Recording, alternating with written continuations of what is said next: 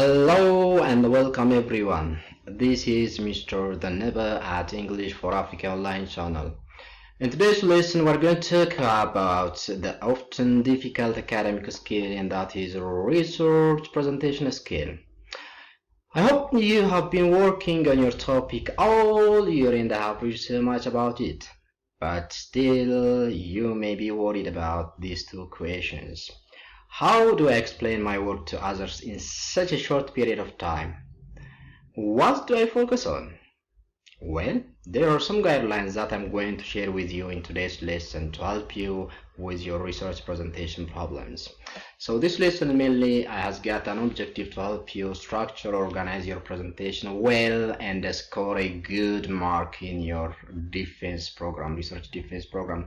So this is what we are going to do today. Firstly, I'm going to give you a presentation format for your research paper presentation. So it's about how you can be selective and effective in your presentation. Then we're going to see the three structural points or parts of any research presentation.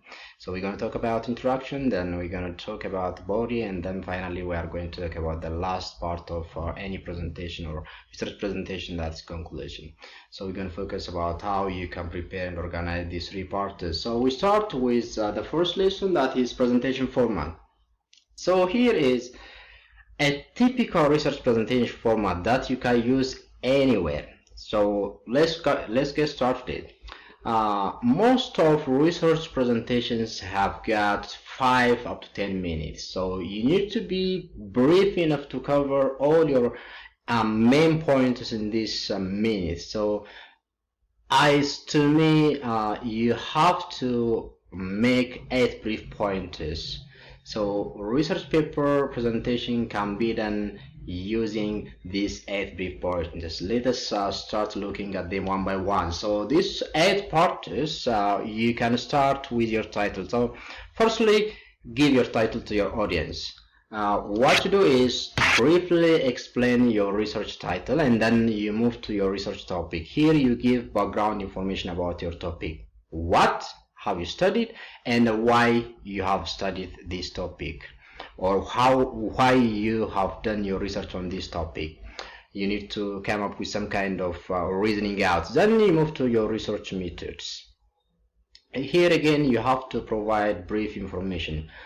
What kind of methods have you used and how do you use the methods?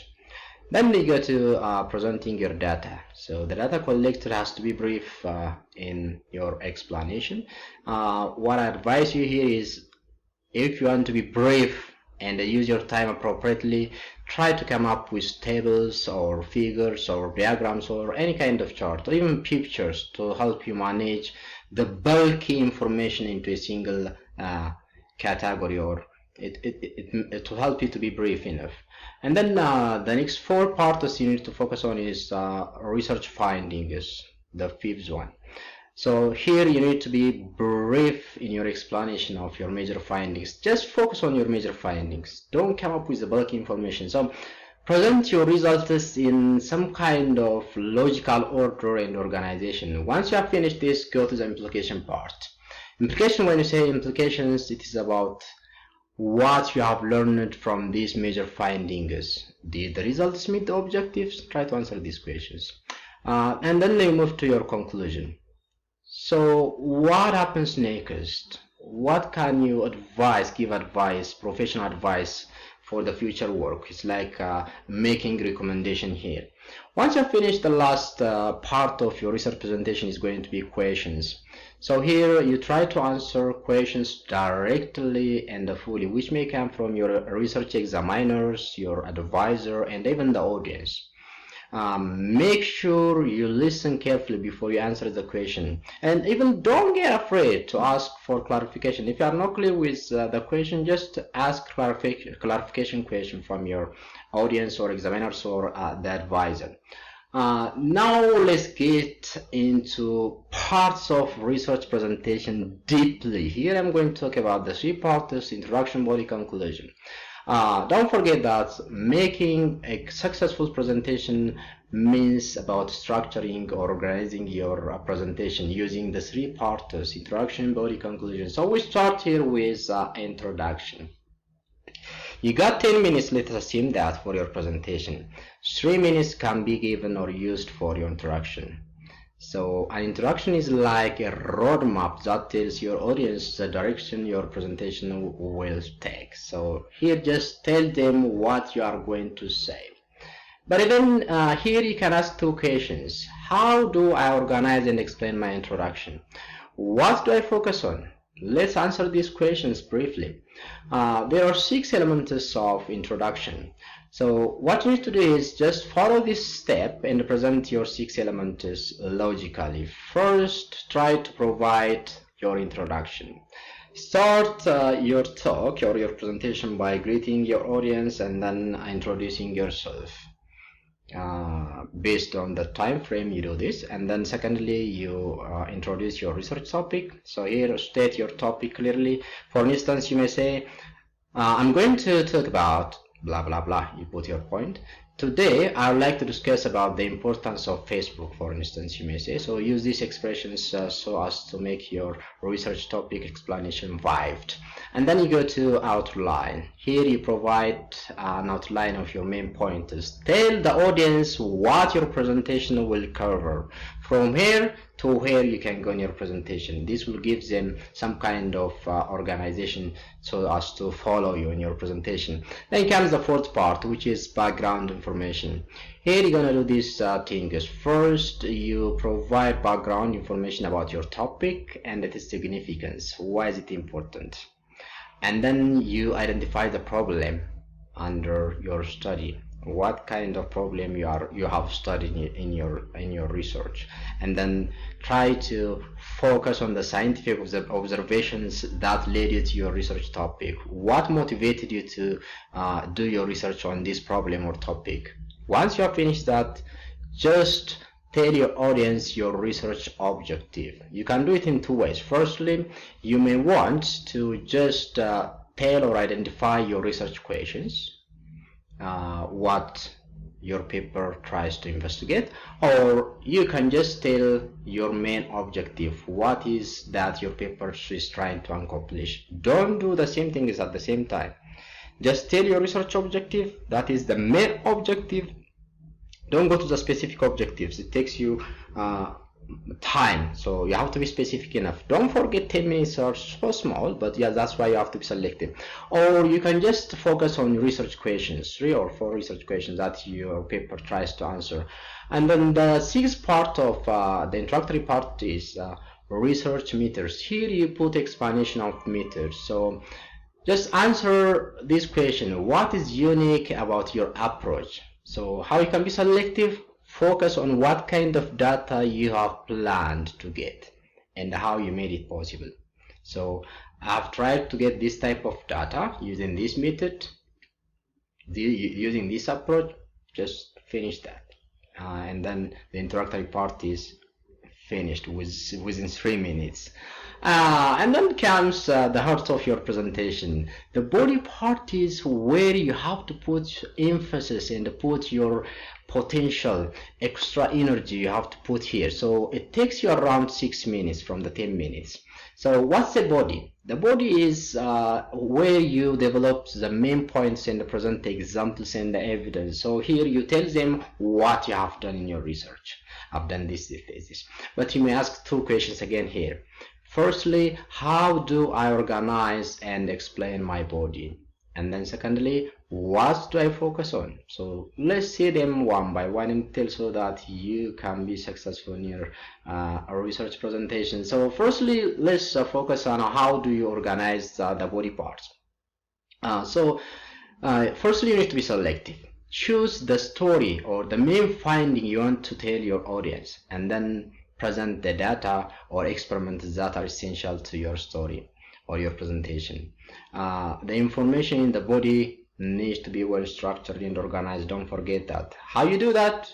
decide based on your discipline, academic discipline, decide on the organizing principles. It can be, for instance, chronological order, it can be thematic order, it can be order of importance even.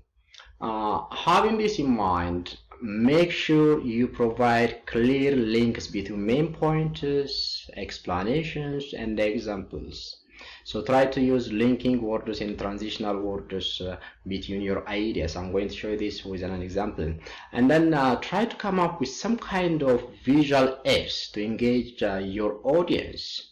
And when you do that, you may use charts, you may use table, you may use pictures or photo. And once you come up with that kind of visual aid, don't just tell your audience, show them. You don't need words. This happened, this. Then show them what you have got there. As much as you can, try to emphasize important information here. Tell your audience when information is particularly important or interesting, and you need to tell them why, even your reason. That is how you can be selective in your presentation in the body part. So the verbal sign pointers or linking devices or transitional words that you can use in your body parts are the follows. So use verbal signposts or transitional words to guide your audience through the presentation, to highlight key pointers, and even to indicate the different sections of your presentation. So you can do it in this way. And the first point I would like to discuss is blah blah blah. Another point is blah blah blah. If you have come up with two contradicting ideas, then you can follow to use this expression. A contrary view to consider here is that then you conclude by saying or using these expressions in conclusion. Now to summarize, blah blah. Again, you have to use signposts or transitional words which helps the audience to move from one point of your discussion to the next. So you need to use phrases like firstly, secondly, finally. So these are good way of making sure that you are organized with your material. If you want to introduce supporting evidence, try to use these examples, expressions. For example, you put the author name in there and says, for instance, Mr. The Never Hailu states that. So you put your evidence there. Now let's continue with the elements of body part, and here we are going to focus on three parts. Your body must be organized in this way. Firstly, in your body, don't forget to have said you got 60 minutes in it from the 10 minutes of presentation you got, so you have to be selective enough. So let's continue. The first part is about your data presentation. Your data must be presented in a brief and selective way. So try to provide your data here by being selective, and that means don't overwhelm the audience with volumes of data that may just confuse them. So just focus on the main data sections that you want to present and discuss. And then you need to go to the second part, which is research findings. So you put your results in here in this part. What you need to do is present your major findings with brief interpretation and discussion. Once you have finished that comes implications. After you have done everything in the two parts, your audience or your examiners or advisor there wants to know your own share over these pointers. So here you provide a brief conclusion of their major findings, and then you put your recommendations. Let me give you an example. For instance, I've done my research on the impacts of Facebook. So my raw data, which is the data I presented, can be like this. Based on the data collected from participants, 2/3 of them believe that Facebook is good for communication. Now I have presented my data, but it's raw. It needs to be analyzed. It needs to be interpreted. So I have to interpret it in this way. So I'm going to put it in the second part as where is the research findings. So I can do it in this way. Therefore, most of the participants are supporting the value of Facebook as an effective means of communication, while some others are against. Now I have interpreted the data, and now I need to put some kind of implication. So what does this data imply? So I have to answer the question, so what? So you can do it in this way. For instance, looking on the analysis of the data, it can be concluded that many people are using Facebook, even though some others are against it because of security problems with the technology. Once you have finished this, you have to come up with future work, or what have you learned from this implication. So you may say this one as a recommendation. It's important for the Facebook company to update the security regulations so as to keep all customers satisfied. Have you seen how I can use the three parts in organized and clear way? So it's up to you to select the major data in your research paper and then put what you have to put here in 6 minutes. Let's come to the last part, which is conclusion. In the conclusion part, you may have used 1 minute, so as much as you can, try to tell them what you told them. Now this is what you can do. The conclusion is a summary of the main points made in the body of the talk, so you may restate the main points or you may re-answer your research questions here. So what you're going to do is focus on organizing your conclusion effectively. You got 1 minute, do what you have to do in here. So don't introduce any new information firstly when you provide your conclusion. Just take this opportunity to show that you have covered all the points you made in your introduction. So what you need to do is just take this time to repeat and re-emphasize the most important conclusion. Show the significance of your work, for instance. And when you do that, tell them exactly what you want them to walk away remembering. Your last statement, your last sentence as a conclusion will be remembered among the audience. And it shows that you are professional, confident enough in your presentation. So you have to give them their takeaway to the audience. When you do that, you have to use signposts. For instance, the transitional signals or signposts that can be used here for conclusion is you can use the phrase here in conclusion to summarize, blah blah. And when you do that, you restate the purpose of your talk and say that you have achieved your aim. For instance, this can be also another way of concluding. I think it's now clear that blah blah blah. You may say, I think it's now clear that you put your main objective or purpose of your research, and then you provide explanation. Just 2 or 1 statement is enough. You may also even use verbal signposts when you finalize your research presentation. So the conclusion may have even these 2 parts: thanking the audience and inviting questions, your audience for questions. So you may say like this, for instance, thank you very much, and I'm willing to take or answer your questions now. This is how you can organize. For instance, just let me give you a recap of what I've used as an example earlier. I can say technology can make human communication simple, but we have to use it with some regulations. You see how I have finished? It can be remembered all the time among my audience. Then I can say thank you very much, and I'm willing to take your questions now. So this is how you can simply organize your research presentation easily, and I hope it's going to be helpful for you. If you have any questions, don't forget to provide me some comments with regard to what I can cover for you. And any questions at all, if you have, just try to put in the comment section for me. And this will take us to the end of our today's lesson. Thank you for watching and staying with me. I look forward to seeing you in my next lesson, and that's going to be part 2 of this lesson. I'm going to focus next Friday over the tips that will make you successful in your research presentation. I'm going to speak specifically over the language that you are supposed to use, the verbal and non-verbal language. So let me see you next time. Bye for now.